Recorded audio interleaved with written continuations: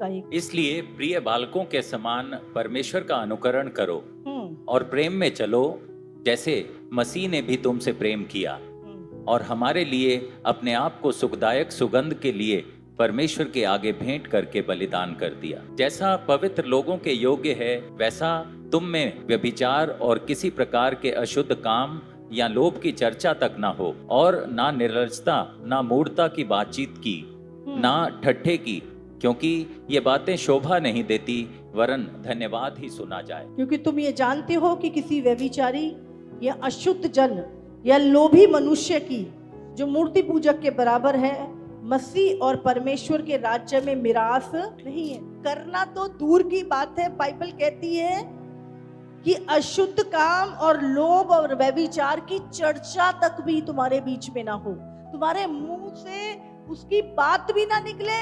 हर चीज में धन्यवाद करना सीखो। याकूब 4। तुम में लड़ाइयाँ और झगड़े कहाँ से आ गए? क्या उन सुख विलासों से नहीं जो तुम्हारे अंगों में लड़ते भिड़ते हैं? तुम लालसा रखते हो और तुम्हें मिलता नहीं, इसलिए तुम हत्या करते हो। और कुछ प्राप्त नहीं कर पाते तो तुम झगड़ते और लड़ते हो।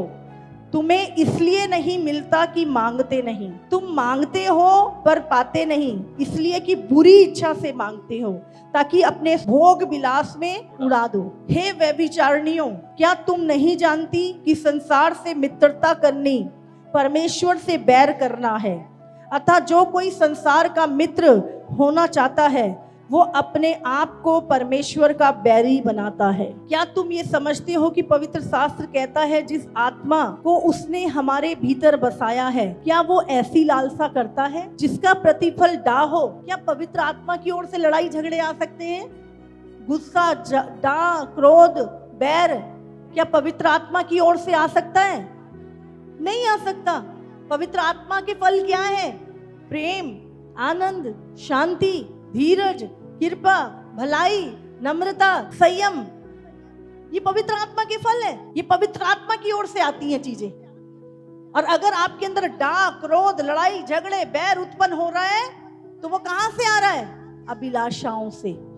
जब तुम अभिलाषाएं कर रहे हो और तुम्हें मिल नहीं रही, तो तुम कुड़कुड़ा रहे हो, बैर कर रहे हो, क्रोध कर रहे हो। समझ रहे हैं? वह तो और भी अनुग्रह देता है। इस कारण ये लिखा है, परमेश्वर अभिमानियों का विरोध करता है पर दीनों पर अनुग्रह करता है। प्रभु की दया चाहिए, प्रभु का अनुग्रह चाहिए, उसके लिए आपको कुछ बनना पड़ेगा। अगर घमंड है तो छोड़ दो। अगर प्रभु का अनुग्रह और दया चाहिए तो आपको दीन बनना पड़ेगा, नम्र बनना पड़ेगा आपको, तब परमेश्वर का अनुग्रह आपके ऊपर होगा।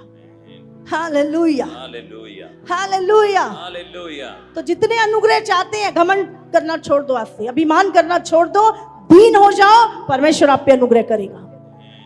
हालेलुया।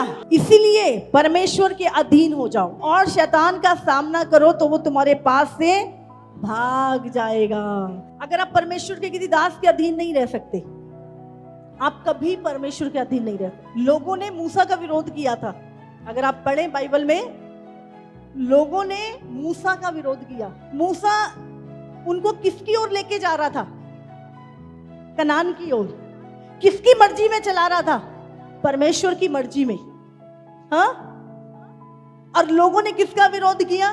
मूसा का। और जब मूसा का विरोध किया तो लोगों का विरोध किसने किया? परमेश्वर ने। इसीलिए मैं आपको बोल रही हूं, अगर आप परमेश्वर के दास के अधीन नहीं रह सकते, आप कभी परमेश्वर के अधीन नहीं रह सकते, क्योंकि परमेश्वर के दास आपको दीन बनाते हैं। किसके प्रति? प्रभु के प्रति।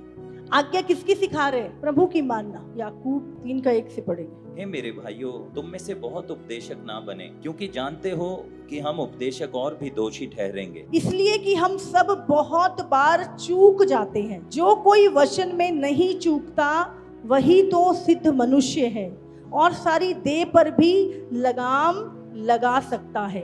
आप अपना पुराना चाल चलन, पुराना जीवन, संसारिकता, सब कुछ छोड़ के आपको पहले खुद नया बनना है।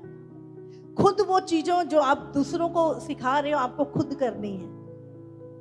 हालेलुया। नीति वचन 19:16। जो आज्ञा को मानता वो अपने प्राण की रक्षा करता है, परंतु जो अपने चाल चलन के विषय में निश्चिंत रहता है वो मर जाता है। जो आज्ञा को मानता है वो अपने प्राण की रक्षा करता है।